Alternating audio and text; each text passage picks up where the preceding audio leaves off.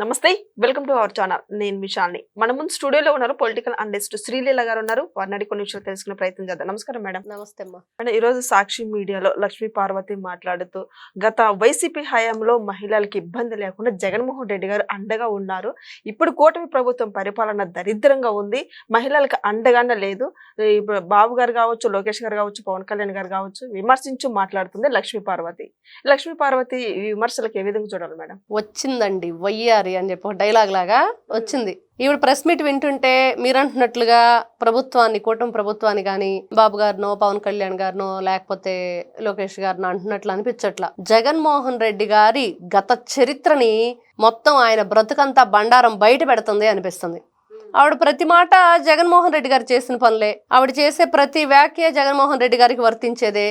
కాబట్టి ఈ రోజున ఎదురు డబ్బులు ఇచ్చి మరీ లక్ష్మీ పార్వతికి జగన్మోహన్ రెడ్డి తన చీకటి భాగవతాన్ని బట్టబయలు చేయించుకుంటున్నాడు అనిపిస్తుంది. లేకపోతే ఆమె వయసు ఎంత, ఆమె మాట్లాడే మాటలేంటి, కొంచెమైనా జ్ఞానం ఉందా, కొంచెమైనా బుద్ధి ఉందా? అంటే నీకు హార్మోని పెట్టి వాయించి వాయించి వాయించి ఏం చేసావు అందరికి తెలుసు. ఈ రోజున నీ ఏజ్ అయిపోయి మరి ఈ రోజు నువ్వు మాట్లాడే మాటలు చూస్తా ఉంటే మతి భ్రమించింది, బుర్ర పని చేయటం లేదు, బుద్ధి వంకరగా ప్రవర్తిస్తుంది అనేది క్లియర్గా అర్థమవుతుంది.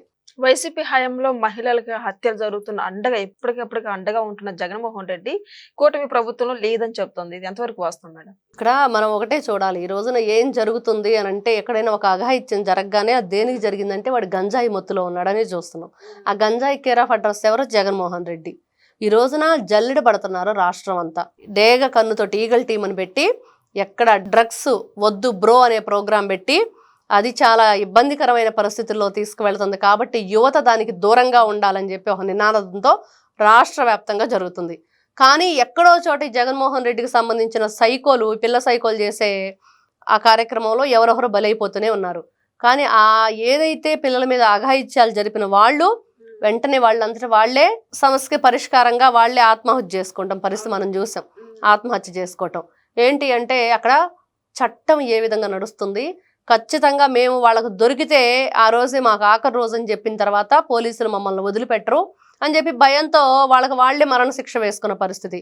మరి జగన్మోహన్ రెడ్డి గారి హయాంలో చూస్తే ఎంతమంది మీద ఎన్ని విధాలుగా బస్ స్టాపుల్లో, రైల్వే స్టేషన్లో, జగన్మోహన్ రెడ్డి గారి ఇంటికి కోతవీడి దూరంలో అఘాయిత్యం జరిగినా నాకేంటి లాభం, ఇప్పుడు ఆ అమ్మాయిని రేప్ చేశారు, దాని గురించి మాట్లాడితే మనకేమైనా 4 ఓట్లు వస్తాయా? రావు కదా.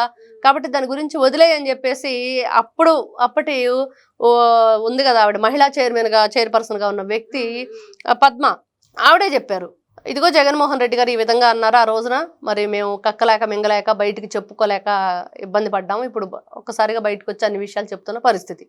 మరి లక్ష్మీ పార్వతికి అప్పుడు జగన్మోహన్ రెడ్డి చేసిన పనులు కనిపించలేదా? డబ్బులు ఇచ్చాడు కాబట్టి ఈవిడ చెప్పకుండా వదిలేసిందా? కనిపించినట్టు నటించిందా? ఈ రోజున ఈవిడ మాట్లాడుతున్న మాటలు వింటుంటే ఈవిడ దగ్గర నుంచి స్టార్ట్ అయిందంట మహిళల మీద. నువ్వు మహిళగా ఎప్పుడు ప్రవర్తించావు? మహిళా జాతికి నువ్వు కళంకం, నువ్వు తప్పబుట్టావు. ఈ రోజున చూస్తుంటే కట్టుకున్న భర్తను వదిలేసి, కన్న బిడ్డను వదిలేసి పరాయి మగాడి కోసం వచ్చిన నువ్వు ఈ రోజున మహిళల గురించి, వాళ్ళ శాంతి భద్రతల గురించి, రాష్ట్రంలో జరుగుతున్న ప్రభుత్వ పరిపాలన గురించి మాట్లాడే హక్కు కానీ ఆవిడకి అర్హత కానీ లేని వ్యక్తి లక్ష్మీ పార్వతి. ఈమెకి దేహశుద్ధి చేయకుండా వదిలిపెడతంటే రోజు రోజుకి పెట్టరైపోతుంది. పిచ్చి ఎక్కువైంది. పిచ్చి కుక్కను కొట్టినట్టు కొట్టాలి. ఈవిడికి సమాధానం చెప్పాలి ఖచ్చితంగా. వదిలిపెట్టేది లేదు లక్ష్మీ పార్వతిని. ఇట్లానే కారుకూతలు కూస్తూ ఉంటే ఏదో ఒక రోజు నీకు చెప్పు దెబ్బలు, చీపురు దెబ్బలు తప్పకుండా తగులుతాయి. అంత ఒళ్ళు కొవ్వెక్కి ఈ రోజున మాట్లాడుతున్నావు? జగన్మోహన్ రెడ్డి నీకు డబ్బులు ఇచ్చాడని చెప్పి నీ ఇష్టం వచ్చినట్లు నువ్వు రెచ్చిపోతావా?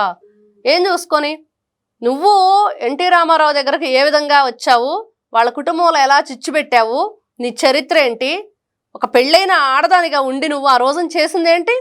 ఎందుకు వచ్చావు? ఆ రోజున నీ భర్త వీరగంధం ఆయన చెప్పాడు సుబ్బారావు గారు వెంటనే ప్రెస్ మీట్లో, ఆవిడ ఒక భయంకరమైన స్త్రీ, ఆవిడ నుంచి నేను ఇంకా ఏమి ఆవిడ గురించి ఆలోచించట్లేదు, వెళ్ళిపోతే వెళ్ళిపోయింది, నేనేం చేయలేను, కానీ ఆ వెళ్ళిన కుటుంబం జాగ్రత్త వహించాలి అని, ఏ కుటుంబంలోకి వెళ్ళిందో ఆ కుటుంబం మాత్రం జాగ్రత్త పడాలి అని చెప్పారు. కాబట్టి ఆవిడ ఏం చేసింది, ఎన్టీ రామారావు గారి కుటుంబంలో ప్రవేశించగానే బిడ్డల్ని ఆయన నుంచి దూరం చేసింది. ఆయనకి రకరకాల విషయాలు నూరిపోసి ఆయన జీవితాన్ని నాశనం చేసేసి ఆయన ఆరోగ్యాన్ని ఇబ్బందికరంలోకి తోసేసి ఈవిడ మాట్లాడిద్ది. ఈవిడ ఉండటం వల్ల ఆయన పక్కన ఆయనకు 250 సీట్లు వచ్చినాయంట. ఈవిడ వచ్చాకే కదా ఆయన మీద చెప్పులేయించారు రాజశేఖర రెడ్డి అని బ్యాచ్, అందరికీ తెలుసు కదా. ఈవిడ మెళ్ళో తాలిబొట్టు కట్టలేదు ఎన్టీ రామారావు గారు. నువ్వు నందమూరి తారక రామారావు గారి భార్యగా ఏనాడు కూడా ఎవరో కూడా అంగీకరించలేదు, ఇప్పటికి కూడా అంగీకరించరు. ఈ రోజున నందమూరి వంశం వాళ్ళందరూ కూడా ఇసిరేసిన మెతుకులతో నువ్వు బ్రతుకుతున్నావు. వాళ్ళు కాదనుకుని ఎందుకు ఇంకా అనవసరం ఇట్లాంటి వ్యక్తితోటి అని చెప్పి వాళ్ళు క్షమాభిక్ష పెడితే నువ్వు బ్రతుకుతున్నావు. ఈ రోజున ఇంకా బుద్ధి లేకుండా బసవతారకం క్యాన్సర్ హాస్పిటల్ మీద కూడా నీకు హక్కు కావాలని చెప్పి కోర్టుల వ్యాజ్యానికి వెళ్ళావు. నీ బ్రతుకు గురించి, నీ అత్యాశ గురించి, నీ దురాశ గురించి నువ్వు ఈ రోజున ఇట్లాంటి మాటలన్నీ చెప్తూ ఉంటే ఎవడో వినడు అసలు. ఈ రోజు కూటమి ప్రభుత్వంలో ఉన్న ఇప్పుడు పిల్లలు కావచ్చు, పాఠశాలలకు వెళ్ళే పిల్లలు, స్కూల్ పిల్లలు కావచ్చు, కాలేజీకి వెళ్ళే ఆడపిల్లలు కావచ్చు, ప్రతి ఒక్కరు భయపడుతున్నారంట ఇంటికి రాబోయేసరికి. తల్లిదండ్రులు భయపడుతున్నారంట. అలా అగత్యాలు జరుగుతుంటే చూస్తూ ఊరుకుంటున్నారు, పట్టించుకోవట్లేదు అని. ఈ రోజున ఆవిడ ఒకటి గుర్తుపెట్టుకోవాలి. తెనాలిలో గంజాయి బ్యాచ్ని జగన్మోహన్ రెడ్డి పరామర్శించడానికి వెళ్ళినప్పుడు మరి ఆ రోజున ఏం చేసింది? ఆ గంజాయి బ్యాచ్ ఎలాంటి అరాచకాలు చేసేవాళ్ళు, ఎంతమంది మీద వాళ్ళు చైన్ స్నాచింగ్ పాల్పడ్డారు.